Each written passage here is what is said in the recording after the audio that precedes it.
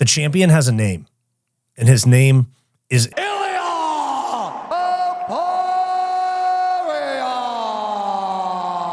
But Charles Oliveira does fight this weekend where he looks to bounce back from his KO loss to Ilia Topuria against Mateusz Gamrot. If this is your first time seeing my channel, my name is Wyatt, and this is Fight Society. And let's break down the main event of UFC Rio this coming weekend, Charles Oliveira versus Mateusz Gamrot. Charles Oliveira is 2-3 in his last 5, with losses to Islam Makhachev, Arman Tsarukyan, and Ilia Topuria, with wins over Beneil Dariush and Michael Chandler. And Mateusz Gamrot is 4-1 in his last 5, with his only loss being a split decision loss to Dan Hooker that many people felt that he won. But here we have them going head-to-head in the main event of UFC Rio, where many people have speculated Charles Oliveira could retire with a loss. Now, if that was the case, I would be concerned about Charles being willing to fight through tough moments in this fight. But given that he has come out and said, at no point did I think about retiring, but every time I give an interview, I don't know if I'm fighting badly or you want me to retire. I don't know what's going on, because every interview I gave came up retirement. I never considered it. I never thought about it. So if that was the case, I would be worried about his motivations for this fight, but it's not the case. Do Bronx is still him, and look at the absolute aura that he is farming in his arrival for, I think, open workouts. Dude, look at that. That's a supervillain right there. Mateusz Gamrot's fucked.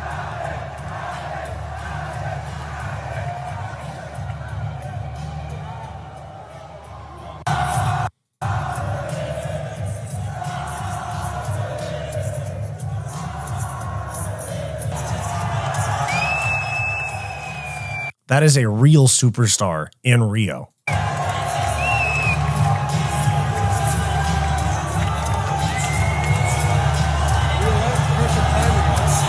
Now, Mateusz Gamrot has really only lost to the best in the UFC, although he's one of the more unknown fighters compared to the massive stars that are in this weight class. I'm not saying that Gamrot is an unknown fighter, but compared to Oliveira, Gaethje, Topuria, Holloway, Paddy Pimblett, there's a lot of guys that are way bigger names than Mateusz Gamrot in this weight class. Rafael Fiziev pulled out of this fight due to injury about 3 weeks ago, 2.5 weeks ago, and Gamrot decided to step in. And something that is important to note is that Gamrot was not in Florida training at American Top Team for these last 3 weeks. He was in Poland, in his home gym, training for this fight on short notice for Charles Oliveira. That is not the ideal circumstance for Mateusz Gamrot. Oliveira said he wanted a striker because that's what he was preparing for. He ended up with Gamrot. I still think this is a fantastic situation for Charles Oliveira to come away with a win here. Mateusz Gamrot's style fits so perfectly into Charles Oliveira submitting him in the first round. I swear to God. Mateusz Gamrot, while he's very skilled, I mean, he's 25-3, even though he's a high ranked fighter in one of the best weight classes in the UFC, he does get hurt a lot. He gets cracked. He has this thing where he knows that people find wrestling boring a lot of the time. So he doesn't want to fight in a way that fans are going to call him boring and not want him to get a title shot and hate on him. So he tries to make it entertaining, which I respect. Quick break. If you're loving this video and you want more from Fight Society, click that join button down below to become a channel member today, where you'll get access to members only live streams, behind the scenes vlogs, and all the unfiltered stuff that we don't post to the main channel. Back to the video. But in the process of trying to make it entertaining, because he's not the best striker, he gets cracked badly. And then what he does is instinctually shoots a takedown. He's done this a lot of times and starts wrestling on that single leg. And the same thing that I said when this fight got announced like 3 weeks ago, Oliveira by guillotine, I still feel that exact same way. I saw MMA Guru give the exact same take. When this fight first got announced, I was like, dude, Gamrot is going to shoot right into a guillotine in the first round. And I really don't see it going any other way, because Charles Oliveira is going to turn this into a firefight on the feet, especially with Pereira winning the way that he did. They're kind of boys. Oliveira is going to come out hot, fast, aggressive, knowing that Gamrot is on 3 weeks of preparation and Oliveira is on a full camp. Oliveira is going to come out like a bat out of hell, jumping front kicks, all that type of stuff that he throws, jumping knees, maybe even slip down to an ankle to go for a heel hook and then get up. The amount of things that Oliveira has in his bag is crazy. And so It's going to be a chaotic 90 seconds, 2 minutes, something like that. Oliveira is going to land a similar overhand right to the one that he landed on Gaethje that put Gaethje down.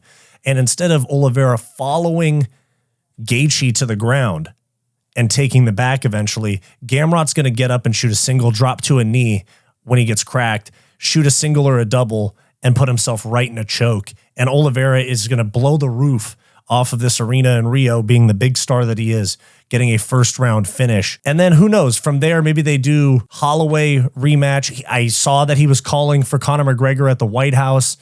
And honestly, they can do whatever with Charles Oliveira. He's such a big star and the fans like him so much. He can fight just about anybody, but he won't go back in for the belt. There's too many people vying for the belt. Paddy Pimblett, Justin Gaethje, Arman Tsarukyan, Dan Hooker if he beats Arman Tsarukyan in Qatar next month. There's too many people that have not been knocked out by Ilia Topuria that are trying to get a title shot. So Oliveira is going to have to win this plus 1 or 2 more to really even be considered for a title shot. So maybe he does get that McGregor fight.